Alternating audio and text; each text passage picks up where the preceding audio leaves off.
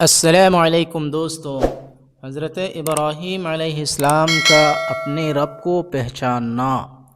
اللہ تعالیٰ کا ہر نبی فطری طور پر معصوم اور شرک سے پاک ہوا کرتا ہے، اسی لیے حضرت ابراہیم علیہ السلام بھی شرک سے پاک اور بیزار تھے۔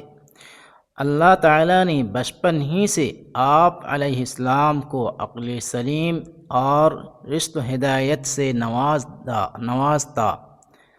اللہ عز و جل نے آسمان اور زمین کی تخلیق اور ان میں موجود عجائب و غرائب کا مشاہدہ کروایا اور ان پر یہ بات واضح کر دی کہ اللہ تعالیٰ کی سوا کوئی معبود نہیں ہے۔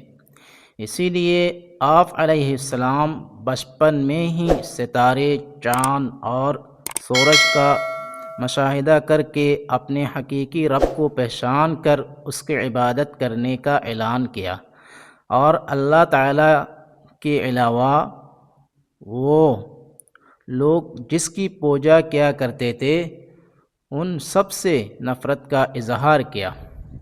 فرمان الہی: یقیناً ہم نے اس نبوت ملنے سے پہلے ابراہیم علیہ السلام کو سمجھ بوجھ عطا فرمائی تھی، اور ہم انہیں خوب جانتے تھے، اور اسی طرح ہم نے ابراہیم علیہ السلام کو آسمانوں اور زمین کی عظیم سلطنت دکھاتی تاکہ وہ ابراہیم علیہ السلام کامل یقین کرنے والوں میں سے ہو جائیں۔ پھر جب رات کی تاریکی ان پر چھا گئی تو انہوں نے ایک ستارہ دیکھا کہ میرا رب ہے، مگر جب وہ غروب ہو گیا تو کہا کہ غروب ہو جانے والوں کو پسند نہیں کرتا۔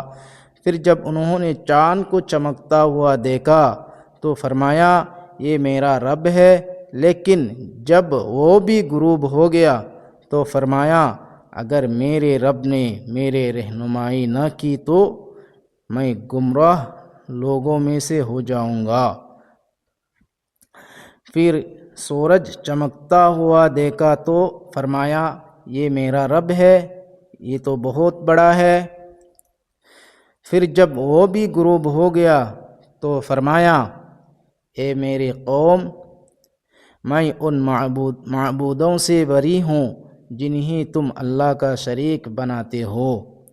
بے شک میں یکسو ہو کر اپنا رخ اس ذات کی طرف کر لیا ہے جس نے آسمانوں اور زمین کو پیدا کیا، اور میں ہرگز شرک کرنے والوں سے نہیں ہوں۔ حضرت ابراہیم علیہ السلام کا اللہ تعالیٰ کی قدرت کا مشاہدہ۔ حضرت ابراہیم علیہ السلام کو اس بات پر یقین تھا کہ اللہ تعالیٰ ہی مردوں کو زندہ کرتے ہیں، لیکن علم الیقین آنکھوں کا مشاہدہ کے ثبوت کے لیے انہوں نے مردوں زندہ ہونے کے مشاہدہ کے لیے اللہ تعالیٰ سے درخواست کی کہ قبول فرماتے ہوئے اللہ تعالیٰ نے مردوں کو زندہ مشاہدہ کروایا۔ فرمان الہی: اس وقت کو یاد کیجئے جب ابراہیم علیہ السلام عرض کیا کہ یہ میرے رب مجھے دکھائے آپ کیسے مردوں کو زندہ کریں گے۔ اللہ نے فرمایا کیا اس پر تمہارا ایمان نہیں ہے؟ اس ابراہیم علیہ السلام نے کہا کیوں نہیں، لیکن اپنے دل اطمینان چاہتا ہوں۔ اللہ تعالیٰ نے فرمایا 4 پرندے لے کر انہیں ٹکڑے ٹکڑے کر ڈالو، پھر ان ٹکڑوں کو 4 مختلف پہاڑوں پر ایک ایک کر کے رکھ دو، پھر انہیں بلاؤ، وہ تمہارے پاس اڑتے چلے آئیں گے۔ خوب جان لو کہ اللہ زبردست بڑی حکمت والا ہے۔ حدیث رسول اکرم صلی اللہ علیہ وسلم۔